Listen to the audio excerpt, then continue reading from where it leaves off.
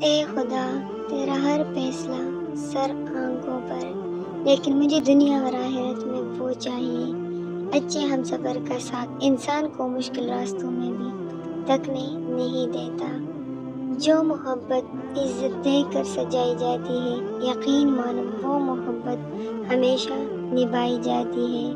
کچھ دروازے اللہ ہمارے لیے، ہماری حفاظت کے لیے ہی بند کرتا ہے۔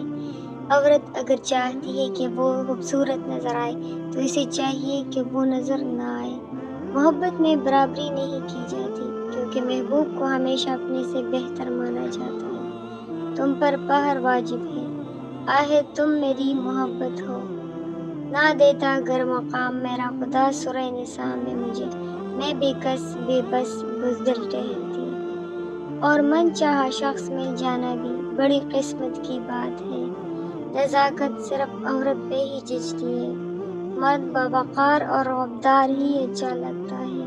سخت گرمی میں بھی نقاب کرنے والی بہنوں، جنت کی ٹھنڈی ہوائیں آپ کو سلام کہتی ہیں۔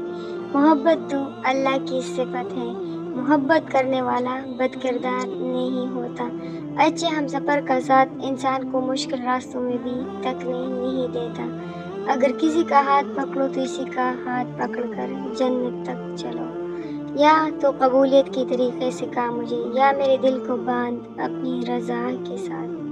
جیسا مرد ہوگا ویسی ہی بیوی ملے گی، یہ قرآن کہتا ہے۔ اے اللہ، حشر میں بھی ساتھ رہے جن سے بہت محبت ہے۔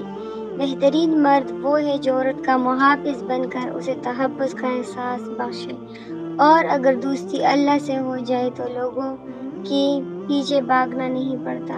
اور تم میں سے بہترین مرد وہ ہے جو اپنی عورت کا ذکر کسی غیر مرد سے نہیں کرتا۔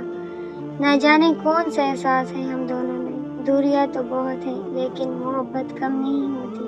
اللہ پاک راضی ہو جائے تو مقدر بدلنے میں دیر نہیں لگتی۔ نکاح مرد کے لیے ذمہ داری اور عورت کے لیے فرما برداری کا دوسرا نام ہے۔ ایک چہرہ جو دل میں بس جائے، لاکھ اس سے ہنسی ہوں فرق نہیں پڑتا۔